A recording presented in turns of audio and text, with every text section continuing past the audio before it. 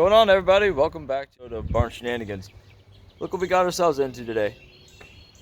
Today's project is trying to get my neighbor's Farmall Super M running today. So we're going to use one of his other tractors and try to drag it out and see if we can get it running.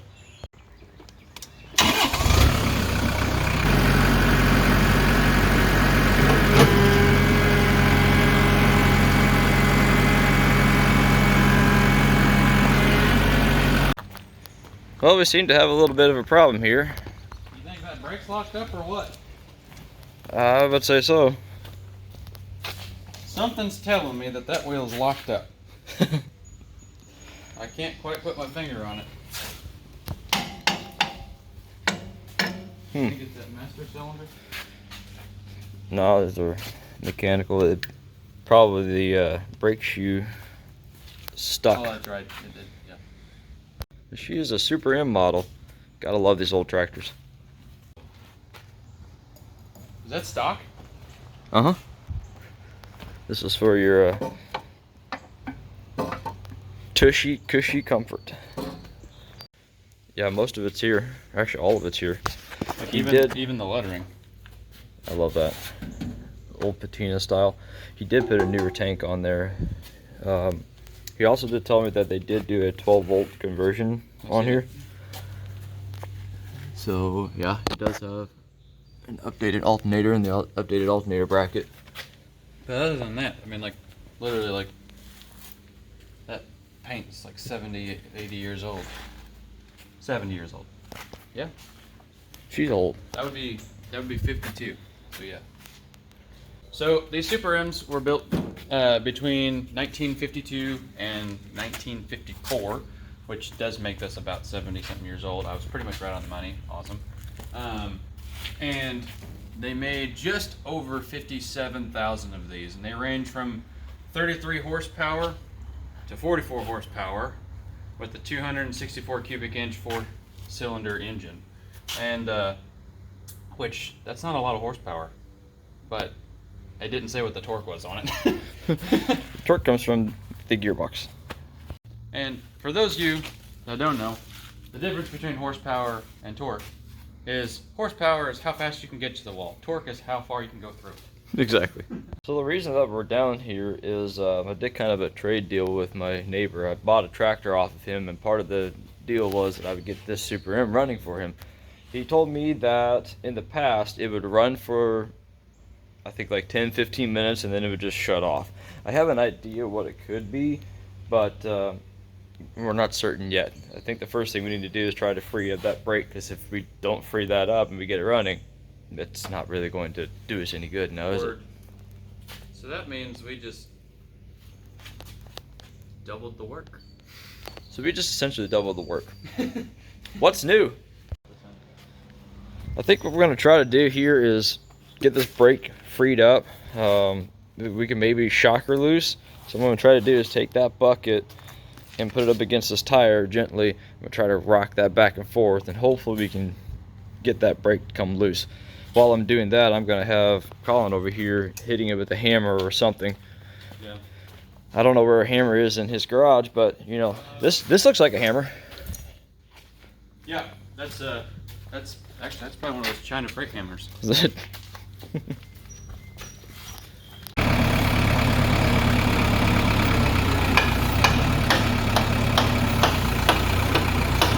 Well, we're not able to break it loose with this method. I did come down here to try to see if I can get it running. So I think our goal right now is going to be, let's focus on getting it to run.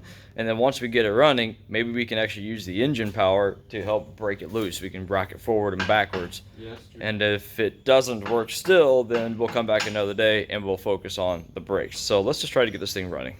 Since it was converted over to a 12-volt system, I think the first thing we'll need to do is check to make sure that we have battery charge. Enough battery charge. Exactly. Now we're going to check the battery voltage on this. I just use a cheapy Craftsman voltmeter, but it'll still read the digitals. Look at that. Oh, she good. That'll be just fine. Now let's see if it'll actually bump over. So neutral, safety first, fellas and fellettes, as Derek from Vice Grip Garage would say. I gotta remember how to, oh, here it is. Well, it's not gonna go anywhere.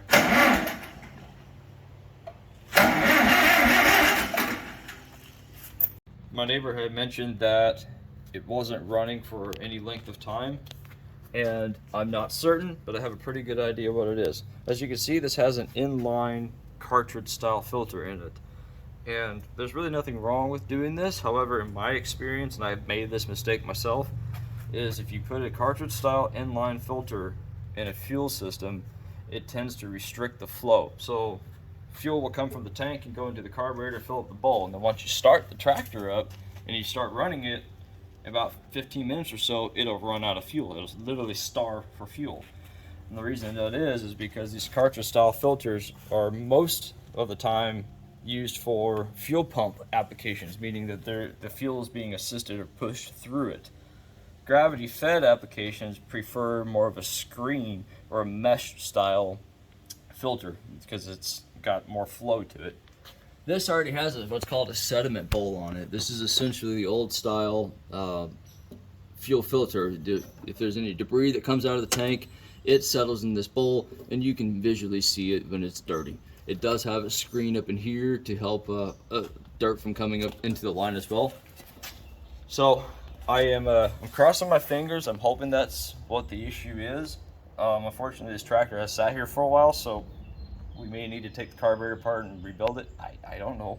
We'll find out. Let's look for the box of parts. He said he had a box of parts sitting around here somewhere. Hey, I found it. Here's the parts. Sweet. Ugh. What have we got here? Oh, looks like you got a, oh, there you go. That looks more like a proper sized fuel sediment bowl. Yes, good deal.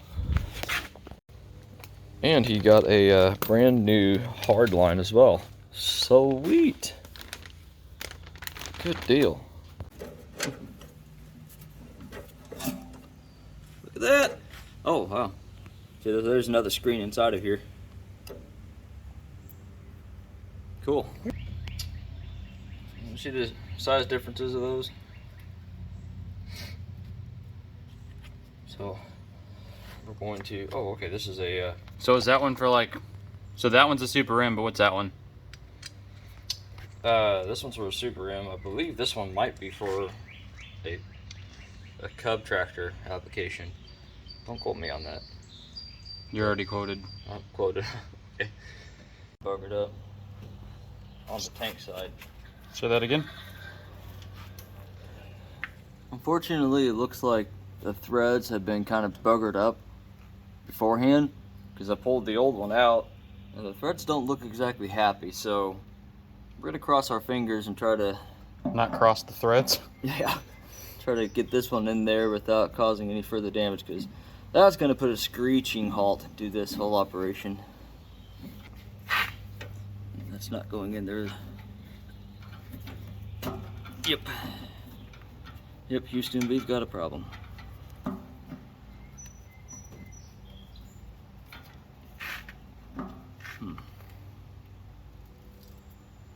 Yep, we got a big problem. Threads have been burgered up, and in turn, it's destroyed these soft aluminum threads on here.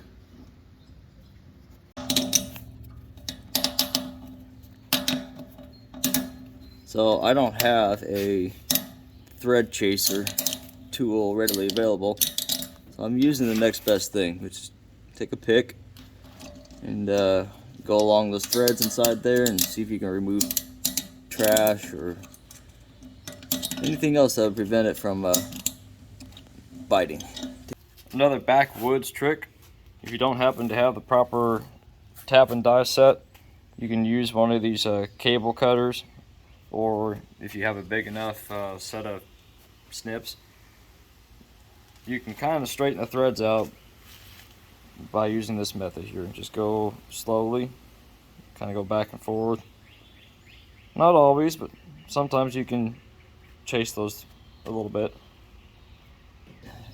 Every once in a while, when you have an application that has really soft metal concerning the threads, you gotta be real ginger about it. So another little tech tip is, if you feel like you're fighting the threads, don't just go full ham on it.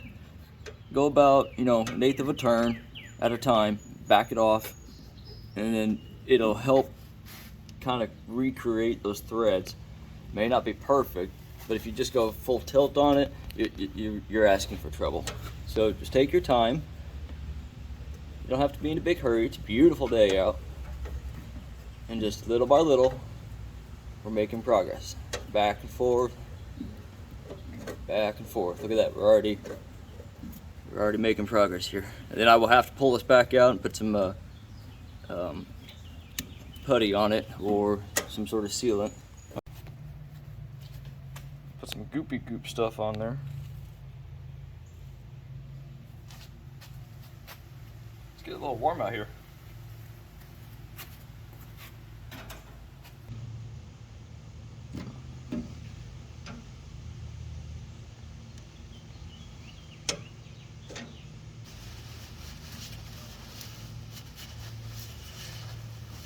I think I'm going to try to see if I can make one more revolution on that.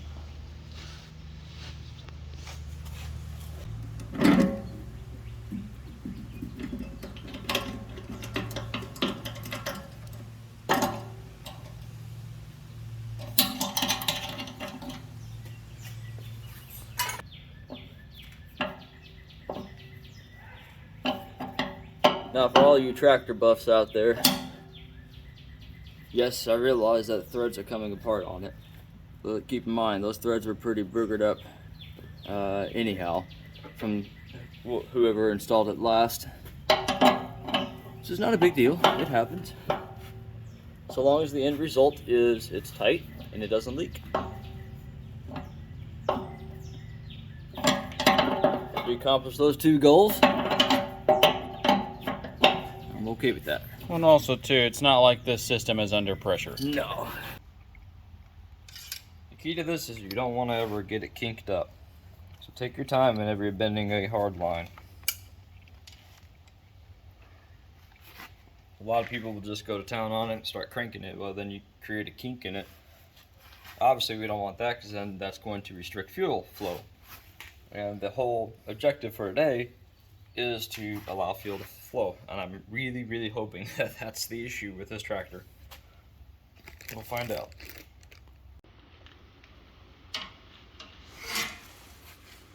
You could also do it by hand, just by using your thumb. Same thing, don't want to kink it over. It just doesn't create a nice of a bend as a tool would. Now this is not pretty by any means. This is just going on a tractor. We're just trying to get it running. It's not a SEMA build. Bull crap.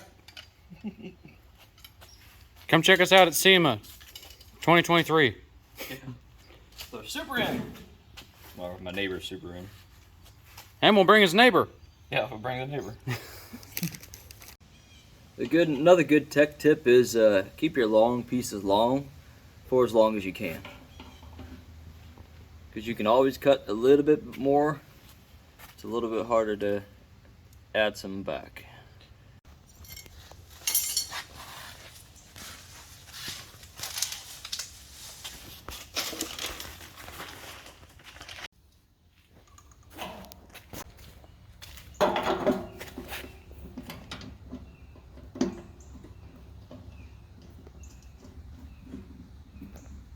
All right. So that's good.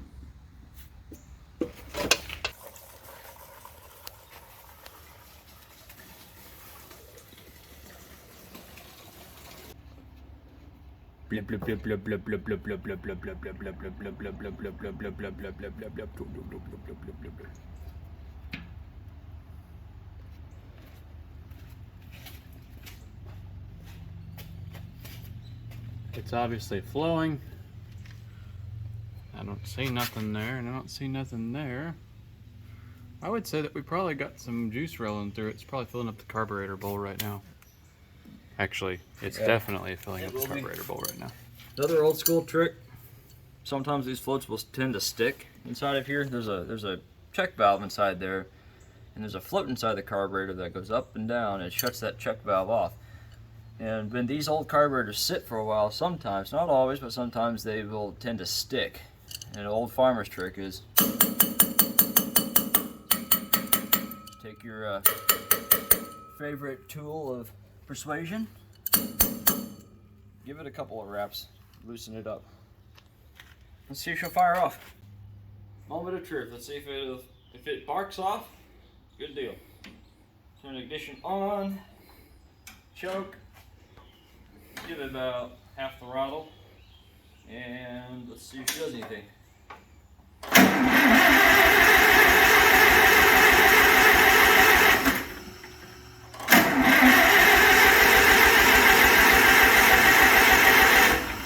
Okay.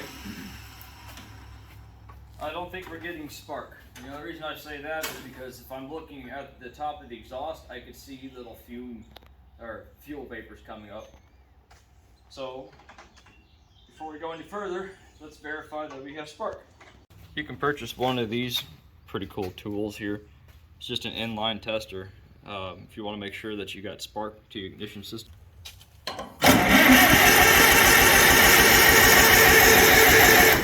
Alright, so we have no spark.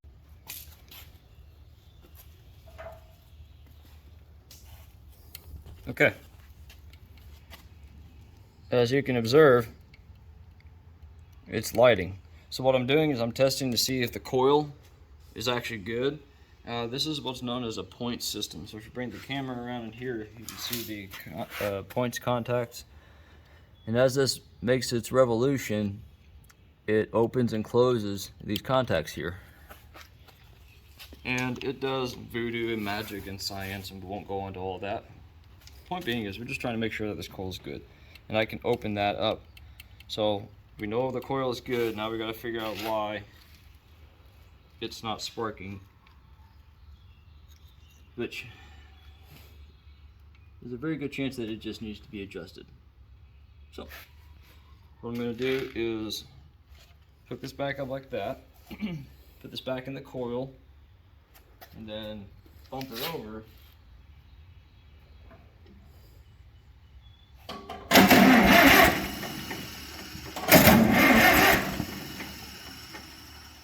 Okay. Maybe just have a little bit of trash in it. But just because while we're here, I'm gonna go ahead and take some emery cloth or sandpaper and just clean that up a little bit. I'm trying to mess around with the ignition system because it wasn't firing very well. I've been in here, kind of cleaned up the points a little bit. And the cap that was originally on it, I don't think was working as well as it should. So I robbed it off of that Farmall Cub. Coincidentally, they take the exact same cap. Put it on here. I seem to be getting a healthy spark now, so turn the ignition on. I don't have the choke on. I got the fuel off. Well, I'll go ahead and turn the fuel on. Let's see if it does anything.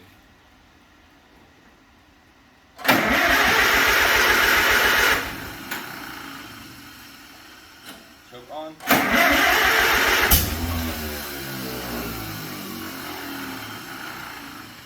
She popped for us.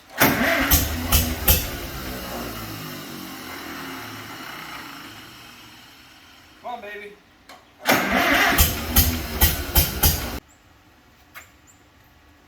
Alright, here we go.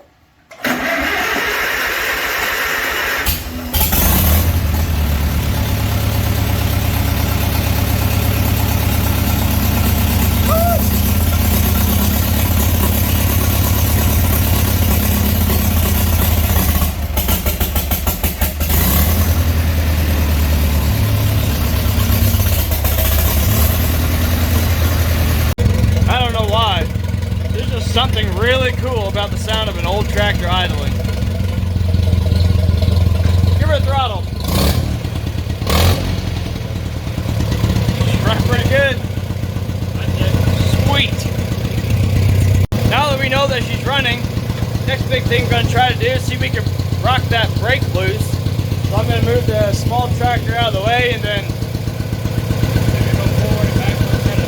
Yeah, we'll go forward and backwards and try to rock it. Wish us luck.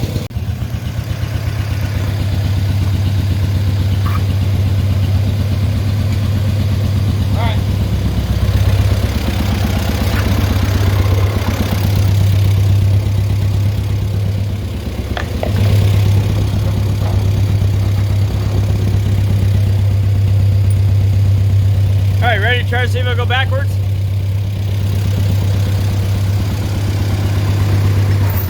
Hey, it broke loose. Sweet.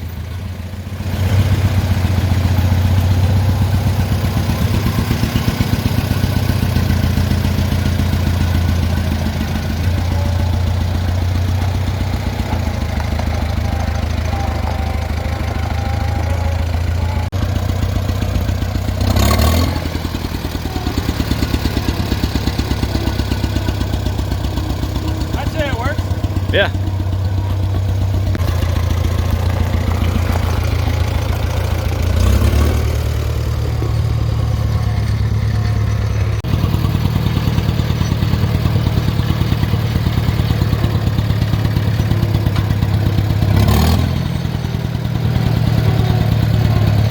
I'd say drive down to my house. Just choose a low gear and creep up the driveway. Hey. That was high gear.